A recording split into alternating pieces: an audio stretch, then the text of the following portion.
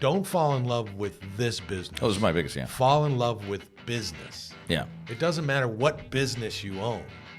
Love business. This is my first exit planning lesson.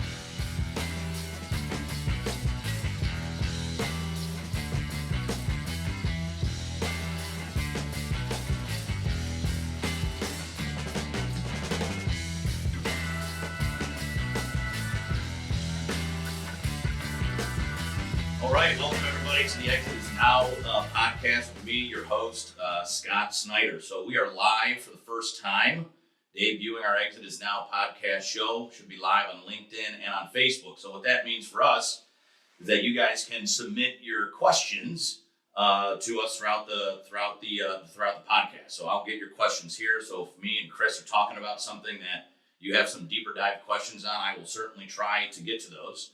If you have to dive off, or if you missed the live show, everything will be available to you on Monday on all of your podcast platforms, if you will, right? The Spotify's, the Apples, and the Googles. And I can tell you, Chris, Dad, it is a great day to I guess air a show live because it's January 11th, so it's Dad's favorite number. Yes. And I probably, I was talking to my team before this. I probably couldn't have picked a better time to air a show. I spent 3 days in Florida playing an adult soccer tournament, so if my head's a little red or a little shiny on camera, I certainly got burnt in the 78 degrees in sun, but here we are. So, given it's our first show, I want to talk to you about why, our team and me wanted to start a podcast, and I'll kind of formally introduce Chris, and we'll get into it a little bit.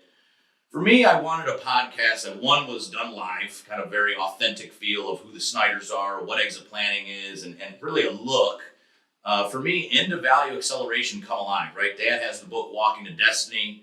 But for me, I really wanted to showcase perhaps my first book someday, which is Growing Up Through the Value Acceleration Methodology. Really, the first year of shows is about us or me as a business owner. For those that might not know me as well or personally, I started my first business at 16 or 17 years old at the seat in my geometry class. I had one job before that. I was a janitor at an all-boys high school. That was a pretty crappy job for sure. And I ended up starting a landscaping company. Did that for maybe, something like 8 years. And in April of 2010, was able to transition out of that business, exit my first company. And then I joined Chris at Inspire Management, his consulting firm, before coming here and buying the Exit Planning Institute with my dad. And kind of flash forward 10 and going on 11 years, here we are at the Exit Planning Institute. So today I want to kind of take you on, and I thought it was certainly appropriate for our very first episode to kind of take you guys on a journey, if you will, through what I would say is the evolution of exit planning. There's a few things that come to mind. Dad and I had a big year last year, which we'll certainly get into throughout the show here. 10 years of owning the Exit Planning Institute, and probably something like 20 plus years of doing some type of business together, whether we were directly in business or he was an advisor or maybe sometimes the bank for my ventures. He has always been around as kind of a key advisor and role model for me. This year, two other big things as we're in 2023. Number one, the value acceleration methodology turns 10 years old. Chris certainly invented it before that. We'll talk about that here on the show today. But it was really right out of the gate in 2013, just a few months after buying the Exit Planning Institute, that we said, look, we want to change the curriculum and the approach and put the value acceleration methodology into the curriculum of now what's called the Certified Exit Planning Advisor Program or Credential. We also celebrate a 10-year anniversary for the State of Owner Readiness Research. So this deep research, trying to understand how ready companies are, how attractive they are, how prepared they are. So if you think about 2022 and 2023, a couple of big years in our family and in our business. And so I thought it would be appropriate for the very first show, right, to have my dad on, not just as the creator of the methodology, but as my business partner, my best friend, certainly my father.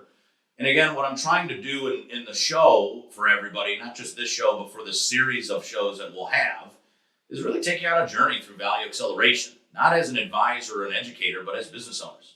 And bring people in to talk about really how this all comes together. So certainly many of you tuning in live with us today likely know Chris Snider.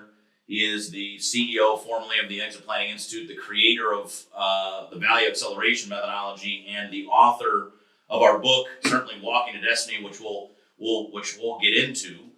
So I wanted to have him come in here because when I think of Chris, outside of being dad and business partner, I think of one of the pioneers, one of these industry titans, if you will, that when we flash another 10 years or another 20 years, he will go down as one of the big pioneers and really the molders, if you will, of this profession, right? When Chris became a SEPA, it was something like 2008. He was like one of the first 100, maybe certificate number 93. Yep. And what we'll talk about is the industry was new. So let's kind of dive into it. So came up with some questions really around, and I thought the audience, what they don't necessarily get to see, and particularly some of those people that know us well, is who were you when you were peer advisor, right? They know you as educator, head of faculty, creator of the methodology. But I want to start way back and call it 2005, 2006, when you were on the value growth consulting and M&A side, starting Aspire Management, which was your consulting firm. If you know my dad, he's gone from like big Sherwin-Williams down to Price Waterhouse into smaller companies like ours today, helping owners and executive teams grow that company before he transitioned out. So welcome to the show.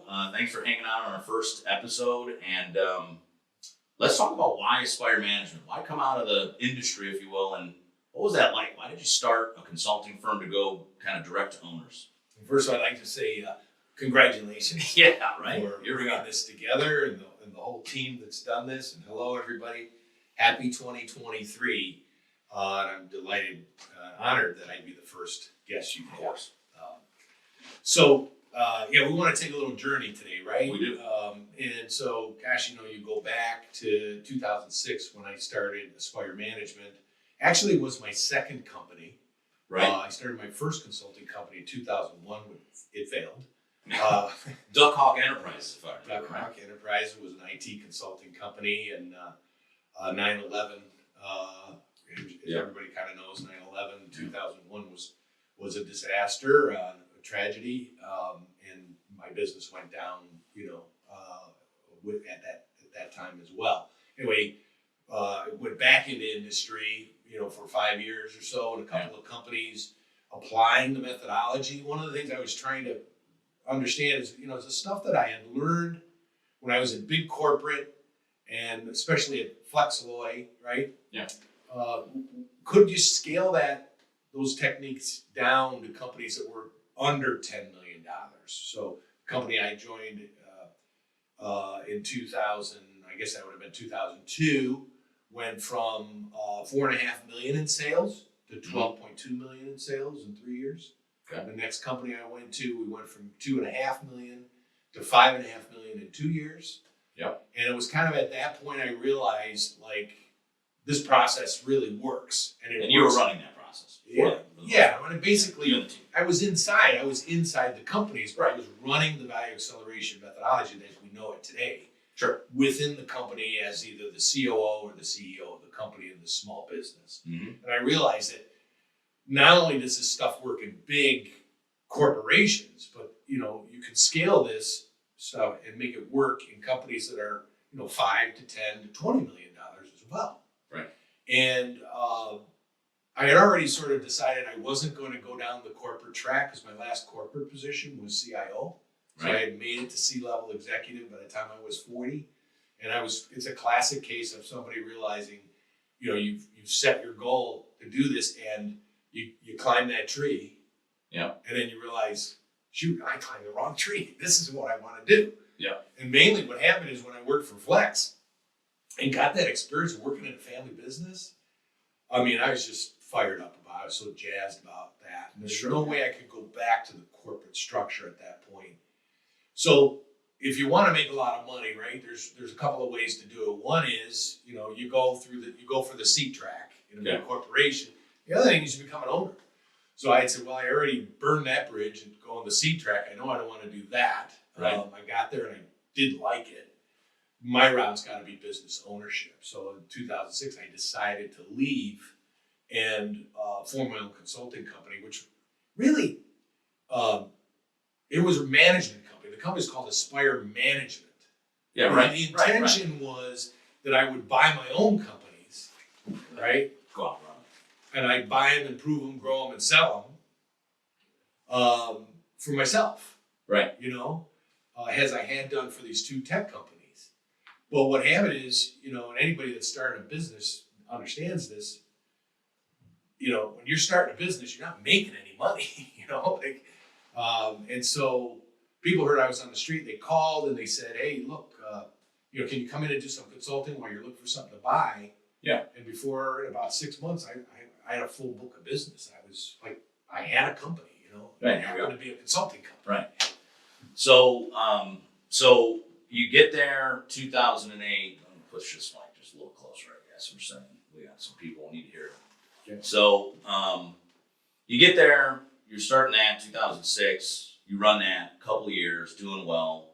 I was talking to you kind of in the pre-show too, so what I think is interesting, right, is what I think a lot of people today see in the Exit Planning Institute that you realized back in 2008, and like you talked about it. You decide now to go into the Exit Planning Institute and earn your credential, which was kind of cool, right? Because it's kind of gutsy because it's a relatively young organization. Exit planning is just kind of being talked about since maybe 2000, 1998. EPI founded in 2005. And in 2008, you say, okay, I want to become a SEPA and I'm going to be a part of these first 100 folks. So what drew you in to the SEPA designation, back in 2008? The first SEPA was 2007. Yeah, right. I was in the 3rd class, so there weren't even 100 SEPAs at that point. Right.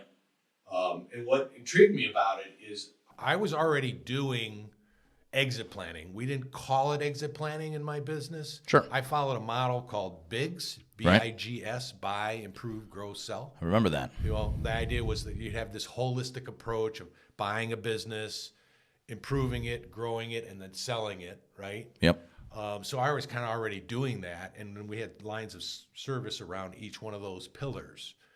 But what happened is I got an email from a friend of mine out in Arizona. He had been emailed by EPI about this SEPA program, and he had I had been talking to him about this whole holistic process that I was trying to deploy. And he sent it over to me. He said, "Hey, did you know there's an organization that actually provides a certification for this and a credential?" And Yeah.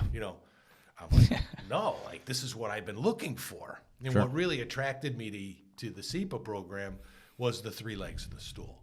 Yeah. I was really focused on the business, growing value in businesses. Yeah, right. I knew that we were selling businesses, we were growing them. So you're good on the business side. Feel comfortable. Knew And that's I what was you doing did almost that. your entire career.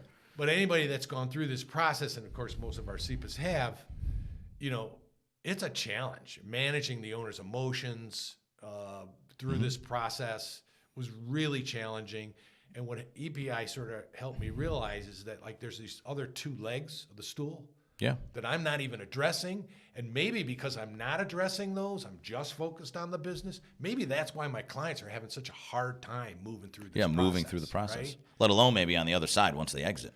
Yeah, and to be honest, I wasn't even concerned about what happened on the other side. Right, you're on the business side.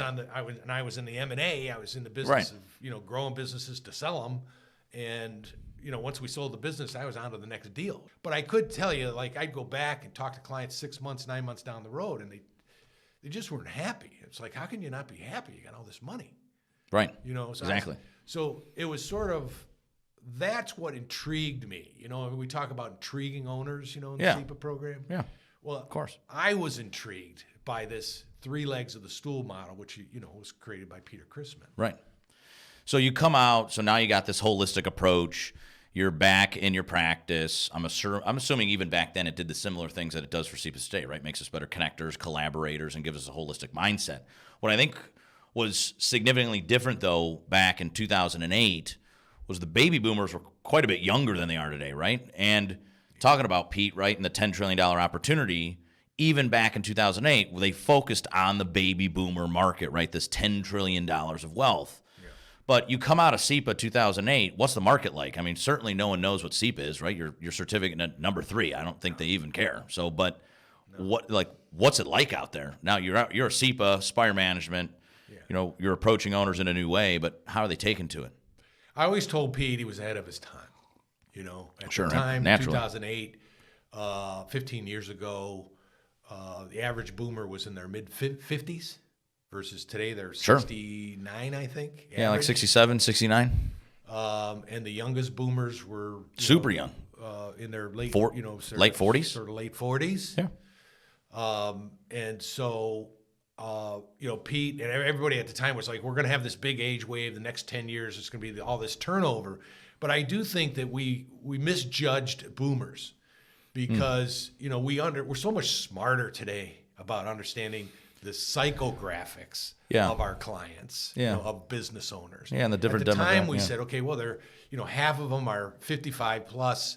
They're all going to want to exit the next 10 years, right? They're going to exit between 55 and 65. Not a chance. No. Not a chance. That's not the boomers' mindset. That's not.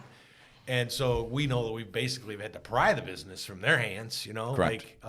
because so much of their identity is tied to it. So I think back in those days, we misjudged how quickly things would turn over. But now we're seeing an accelerated, now the boomers are average age 68, 69. Well, they're kind of prime time, right? The youngest, I think, is 58, something like that, 59.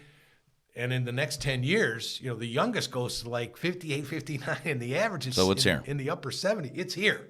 It's happening right now. Well, I think, not to kind of go deep into next segments of the show, but it's interesting now when you talk about the baby boomers as they are today versus back then, because you're a boomer and you're maybe in the earlier stages of the baby boomer, like on the maybe younger end. Right. But your mindset has changed too, as you've moved into your 60s versus 10 years ago when you were in your early 50s, right? It's just a totally different mindset, I would assume, for you. It is. I mean, and you just don't. We always have to talk about this. You don't know what you don't know. Yeah. Right. You think you know. You think you're going to have all this energy. I can tell you when I turned 60, something changed. I think most people you talk to, they will tell you 60 was more significant than 50 or 40, right? Right. There's just something there when you cross that milestone. And, Rich used to show that chart with enthusiasm, and he used to say, at about 60, it starts to fall. To dip. You know what I mean? Yeah. And everybody's different, but I can tell you get into your 60s and you do change your perspective. It's one of those things where you just and I say this to younger people all the time, you don't know. You say it to me all the time, right? And you've been right most of the time, right? Yeah. I can remember telling you, you're like, son, when you hit 30, it's just different. And I'm like, I don't believe that, right? Yeah. And then you hit 30. For me, it was like 32. You're like, oh, man. And now I'm 37. So now I'm sitting here at 37. And I'm like, I think I'm digging on what this guy's talking about, for sure. You just change. Your mindset changes and your body changes. But nonetheless, and your goals and objectives in life change. Yeah, and that's what I think. Everybody just matures and you move into a different stage of your life. I mean, look at your situation now, 3 children. Yeah. It's like, you just move. It just changes, and your points of view change, and your personal visions change. It's one of the things that I had to necessarily go down that path, but one of the things I felt was so important in value acceleration methodology and the Prepare Gate is that we be flexible and dynamic, because it's you things don't always go the way you think they're going to go. Most of the time they don't. Right. You got to flex for that. And then the other reality is that just as you age and move into different stages of your life, your point of view personally changes, Yeah. So you have to be. Yeah, you always say fast and flexible. To, flex with that and grow with that. Yeah. And evolve as a person. Walking to Destiny was written to arm business owners and their advisors with the knowledge and understanding needed to recognize their potential, execute growth tactics, and harvest the wealth locked inside a business. Originally written in 2016 by the creator of the Value Acceleration Methodology, Chris Snider, Walking to Destiny 2.0 features a fresh and evolved look into the proven system to maximize value, grow income, and build a business that can be run without you, even if you never plan to leave. Discover how to align your business, personal, and financial goals. Distinguish between your business's attractiveness and readiness to transition. Measure the value of your intangible assets that likely contribute 80% of your company's value. Adopt a process to measure your results every 90 days. Walking to Destiny is the foundation for the Exit Planning Institute's Certified Exit Planning Advisor Credentialing Program. More than 5,000 advisors hold the CEPA designation, the world's leading exit planning credential. Grab your copy of Walking to Destiny 2.0 by visiting www.wtddownloads.com. All right, everybody, welcome back to the Exit Is Now podcast, hanging out with my dad, my business partner, Chris Snider. We just finished up. If you caught the first segment, I wanted Dad, Chris, to kind of, I always struggle for anybody that's in a family business, right? You always kind of struggle as a dad, as a Chris. I think we're just finishing up talking about how you age and how you have like different perspectives on life. And I could tell you, as I moved in and moved older or gotten older, I think I swing more to dad. I just, whether I don't care whether it's in the family setting. Well, yeah, I'm sure you like it, right? So, anyways, welcome back. So, what I want to do now is kind of segue, right? So we kind of set up talking about you as the advisor, right? So now we're 2008. Chris had become a SEPA. If you're just tuning in, and now I want to flash forward 4 years to 2012. So now you've been a SEPA 4 years, and in October of 2012, you and I team up. This is after I sold my company, hanging out in Aspire Management, learning, growing in that business. But now we want to buy a business together, me and you, and we go to buy EPI in 2012. So what's the motivation from your perspective? What's the motivation in okay, because it's kind of different for you. You change your perspective. You're like, okay, I want to work in primarily Ohio, where we're from, with business owners directly, and you flip your model and you say, okay, I'm going to work with owners a little bit until you eventually stop working with owners entirely, but now I want to teach to advisors and work with advisors. So why the motivation in 2012 to buy EPI? Well, if I can, I'd like to take a step back. Sure. And if you remember, we wanted to buy businesses together. The original model of Aspire Management was buy, improve, grow, sell our businesses, not other people's businesses. Right? I had been doing that, which is for other people, and I wanted to leave and go do that for myself now, right? Yeah. And so if you remember, we put a profile together, a buy-side sheet together for our Snider Premier Growth. Right. We went out to looked at look healthcare companies. We looked at fitness companies. We looked at a publishing company. We looked at a lot of different companies to buy.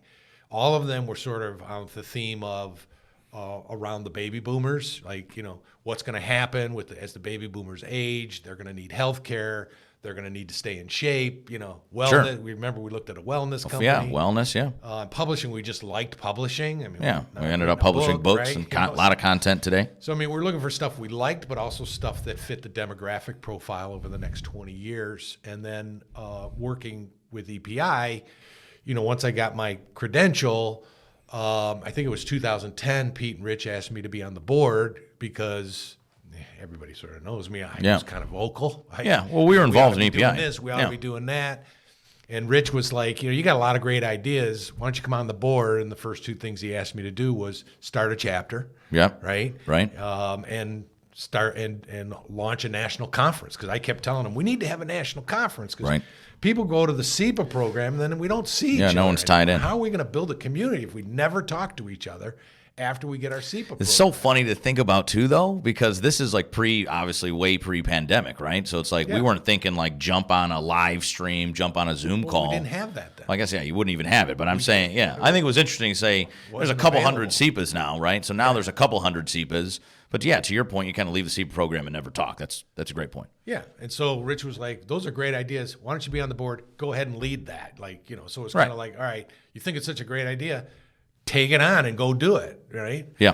So we did, and that's what we did. We started the first chapter in 2011, did the first national conference in Fort Lauderdale. I know some of the SEPAs that are still around today that were there. One of them is Sean Hutchinson, who you've got in a couple of weeks. Yep. He was there. Craig West was there. Gordon was there, right? So there's a few of us still around. And then, so I was already pretty active. And Pete approached me and said, hey, Rich and I are thinking about exiting to focus more on our own practices. Is it something you'd be interested in? So took me 3 tries to buy EPI. Right, I remember that. Right? I do remember that. First, I went in with a group of partners the first time around. And the problem is, anybody that's bought a business, you understand this too, when it comes down to, somebody's got to scratch a check, Somebody's got to pony up. Write a check. Yep. And the partners that I was with at the time, they wanted to be involved, but they didn't want to scratch a check. They're like, you scratch the check and we'll just be involved. I'm like, that's not going to work. You know, so that fell apart. And then there was another group that came along with some pretty significant folks. They came to me and they say, hey, would you like to be part of our partnership? That due diligence process fell apart. Of course. Like a whole year had gone by because we were actually going to try to announce something at the 2011 summit. Yeah, in Fort Lauderdale. Yeah. We were going to announce that we bought EPI there, but we couldn't put the deal together. And then, so September 2012, I remember when the second deal fell apart, I went to you and I said, you know, we could do this without anybody, you know, but I don't want to do it alone. You know, I need a partner. I need somebody, you know, are you willing to come in and sort of lead the sales effort, lead the operating effort? Because remember, Aspire was still you're still consulting business. I was already busy. I didn't really have, and so I really, you looked at me and said, yeah, let's do it.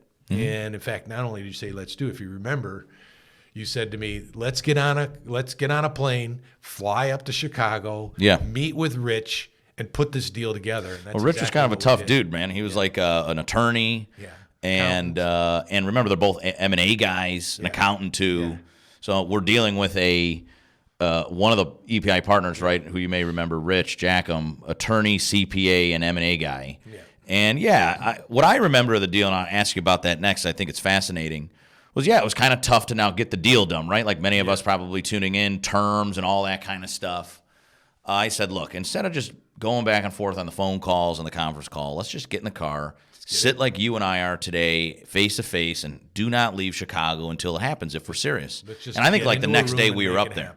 We were up in a conference room and made it happen. We stayed at the Hyatt, if you remember, and we went into the concierge room that afternoon. Yeah, so there you go. That's how we bought EPI at a room inside of a Hyatt hotel. Yeah, in Schaumburg. And so let's talk about that deal. So what I also think it's fascinating. So obviously, Dad's always been an entrepreneur since for many years prior to buying EPI, but startup kind of entrepreneur. Now he certainly has bought companies when he was part of like the larger businesses and stuff. Yeah. But nonetheless, he now buys his first company. So what was that like? So now, signed, it's yours.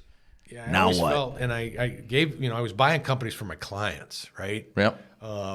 And my advice to people, even to this day, somebody came up to me recently and asked me about a company.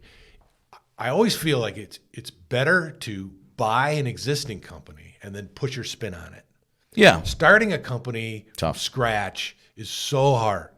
It takes years of effort before you really start having any traction or making any money. If you buy an existing business that already has income, maybe it doesn't have a lot of income. EPI didn't have a lot of income, but it had some income. Some foundation, right? A couple hundred. Foundation. Yeah. It already had some clients, right? Yeah. It had some members. Yeah. It had some foundation. The SEPA program was in place. Had rapport. Right? There was a membership model. So what we wanted to do is buy it, and then because I had been a member for 4 years, and I had some pretty good advisors like Sean again. Sean and I were like, we had a lot of ideas, and I sort of knew what I wanted to do with it, right? Yeah. Once I owned it and how I would evolve it. 100%. And so I always said, buy something that's existing so you have some foundation, and then put your spin on it. After that, and your scale up time is going to be a lot faster if you do that. So now I'm going to take you in, and we're going to advance further, right? So father-son relationship. I can remember too. It was like May. It was right after the SEPA program in May of 2014. So if anybody's tuning in live, and again, if you are turning in live, LinkedIn, Facebook, shoot me over the questions if you have some. I see a couple in. I'll try to circulate them in as we can, as much as we can. But now I want to take you to May 2014. We go, okay. And I remember you saying, like, Scott, my dad calls me Doc is my nickname. That's probably a whole nother show. We go down a whole rabbit hole about why I'm Doc. But nonetheless, he says, Doc, you need to go in and run this thing. So we got to go in, move it from Chicago, where it still was, back to Cleveland, and you got to take over as basically the new executive director. Yeah. And I can always remember for me, I was like, come on, Dad. I was a landscaper, went to horticulture school. I was always like a little intimidated hanging out with the professional advisors, right? Highly educated kind of guys, kind of like how Dad's dressed today. Laughed when he came in here because I put on a collared shirt today for the show. Maybe next show I'll put on a T-shirt or something. But nonetheless, he goes, yeah, I got dressed up.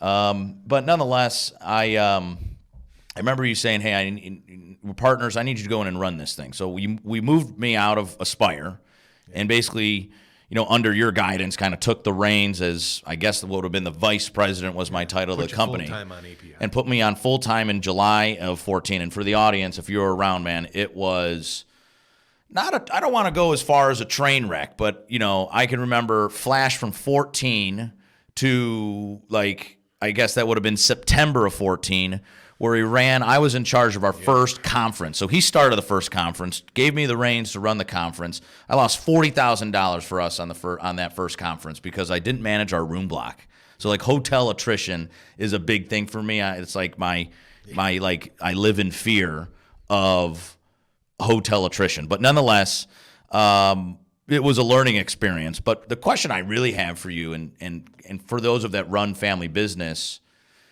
what was it like working with your son now directly? Like, you're my boss, my partner, and screwing up things like the conference and trying to grow this thing. We're transitioning the business to Cleveland from Chicago. What's it like? And that time, I'm a pretty young dude.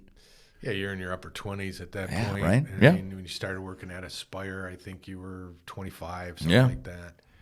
I think it goes back to one, we talk about personal vision. So here's a real case personal. Yeah. I had a dream of working with you when I left the corporate world in 2006. I started Aspire, and you were in MNS at the time. Yeah. And I thought we could build this family enterprise together.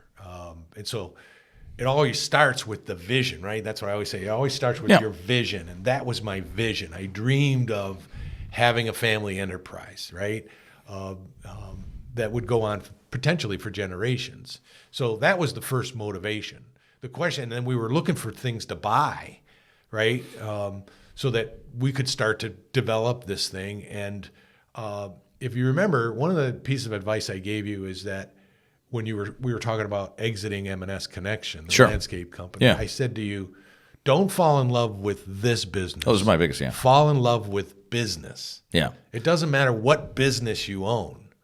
Love business. This was my first exit planning lesson. Yeah. My first exit planning lesson, I guess I didn't really call it exit planning right then, right? Because I wasn't hanging out every day with you. Nobody did that. But I had lost my identity, right? And that's when you said that to me, because I spent those first because I sold it in the spring, right? So it's big season. We're mulching, we're planting. The grass is cutting twice a week, and it's the start of the season, right? And while I should have been working my ass off, I was kind of figuring out what to do with you. Yeah. And I realized, though, when you said that to me, it's a very good point, I think, for many business owners, is that don't let your business define you. And what I truly realized then is that it was true. I don't care if I'm running a professional education company, a consulting company, or a landscaping company. I love being an entrepreneur, but that was a great lesson. Yeah, you're a business person first. And so I felt like you were a good business person. Yeah. And so it was a question of just finding a business that you could For sink us your to get teeth into. And of course, if you remember, I wasn't crazy about us being in landscaping anyway. I said, there's got to be a better way to make money. Yeah. I I remember him out with the snowblower. Remember I had you out sometimes. sometimes? Justin about that. Yeah, Justin Goodber will be on the show in a couple of weeks. But yeah, nonetheless, gotta be a better way. There's got to be a better way. Capital intensive. Equipment's always turning up. People aren't showing up for work. Come on over to the professional services line. Sure.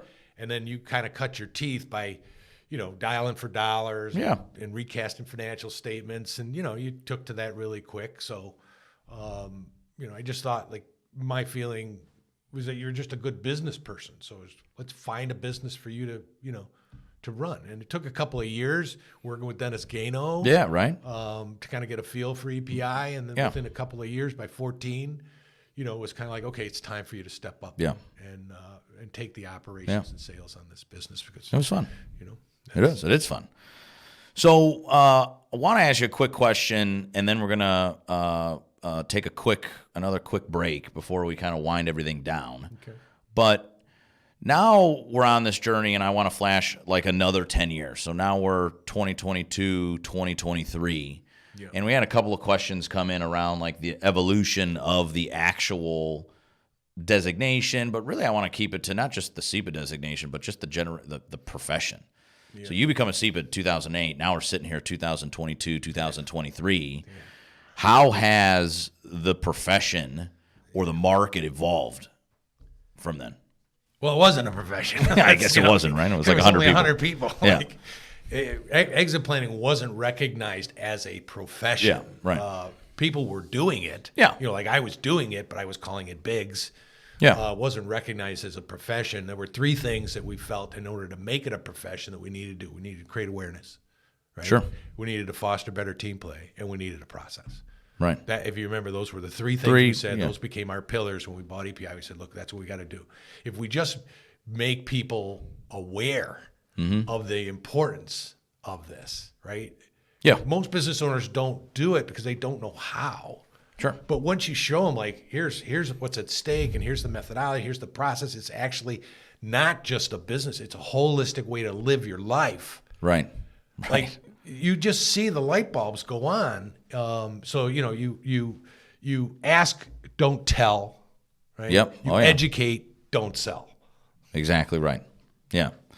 So I want to take a quick break. We're going to wind down the show and talk a little bit to Chris when we come back about his new book, Walking to Destiny 2.0, releases here in just a couple of months in March.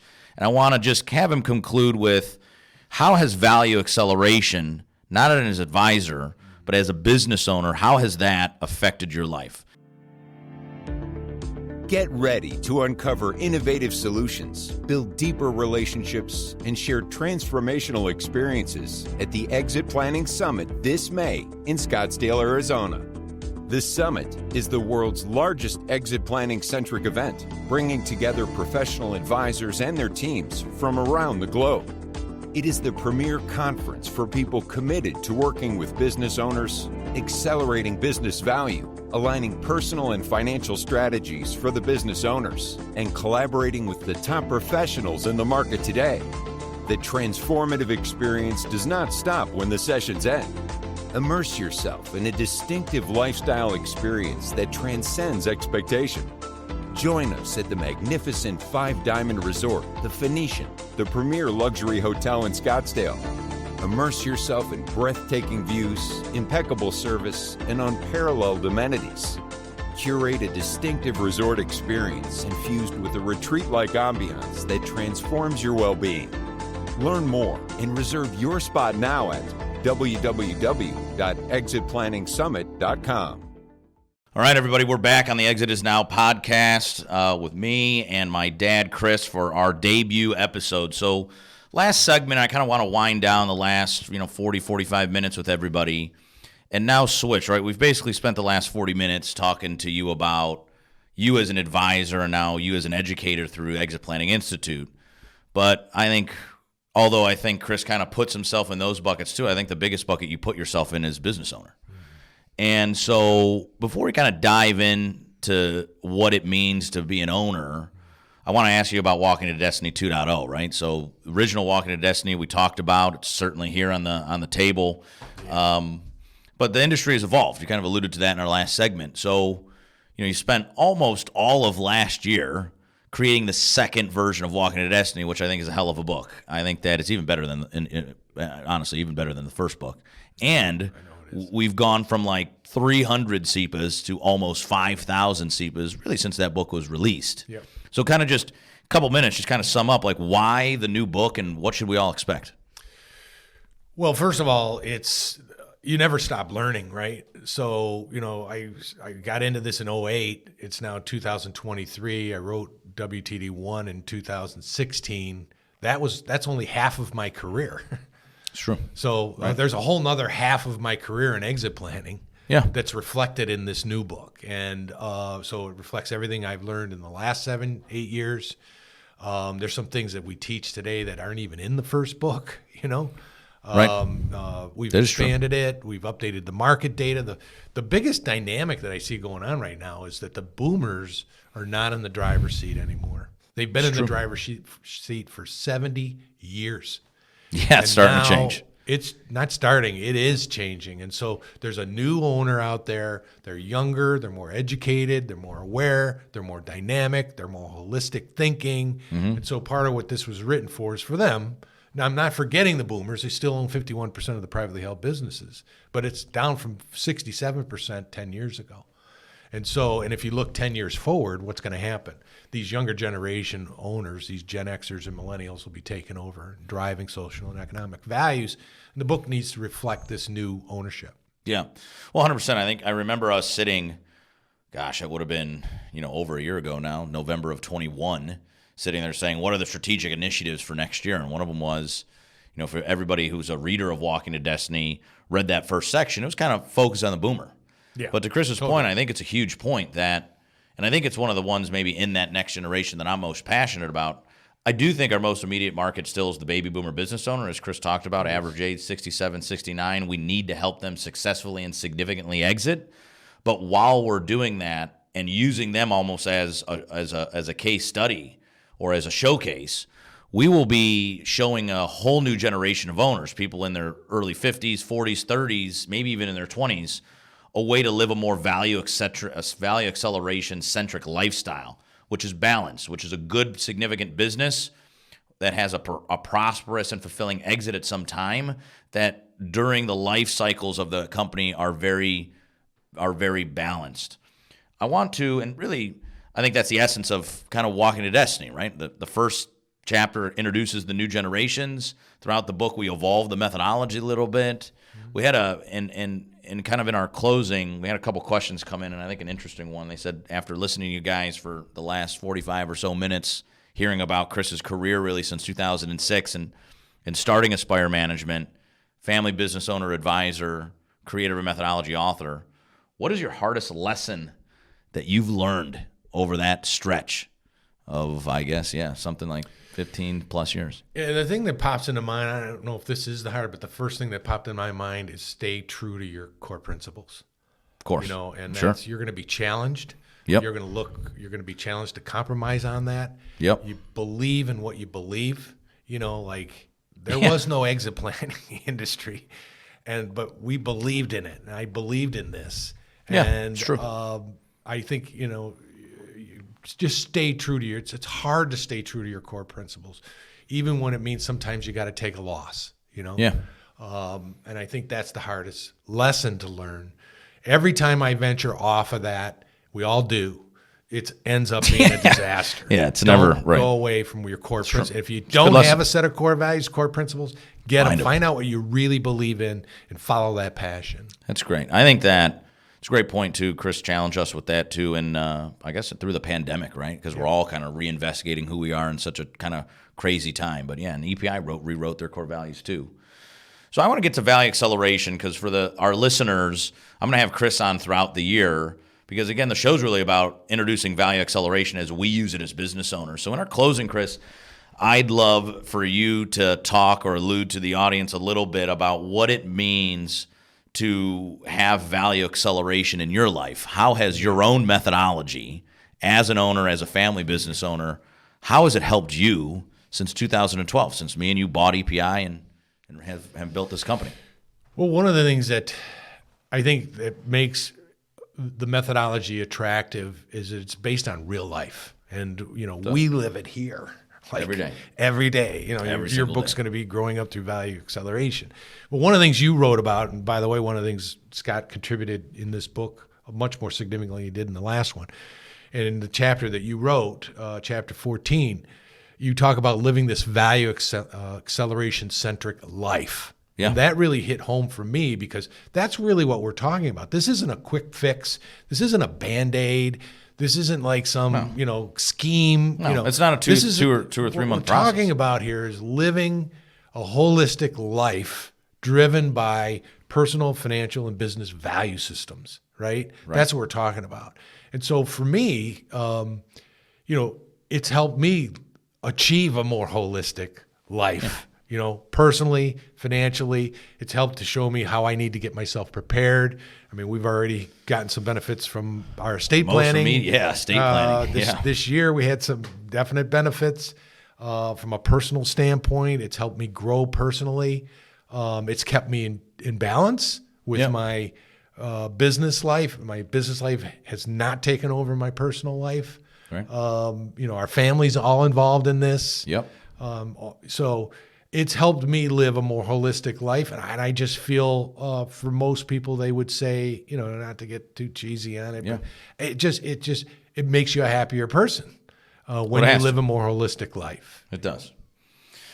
Well, everybody, that's all the time that we have today. Dad, really appreciate you coming in on the show. And so recording for the show for everybody listening live will be out on Monday on all your platforms, Spotify, Audible, Apple, Google, iHeart, all the cool platforms. Next show live airs every other Wednesday, so we'll be back live Wednesday, January 25th at 1 p.m. Eastern Time with two people that, in fact, advise me and Chris, so our own certified exit planning advisors. We'll introduce you to Sean Hutchinson, who sat next to Chris in class in 2008 in the SEPA program, is a more veteran-style SEPA, saw value acceleration introduced to the market, and is a personal advisor to me and Chris and our team here at EPI, certainly has an impact.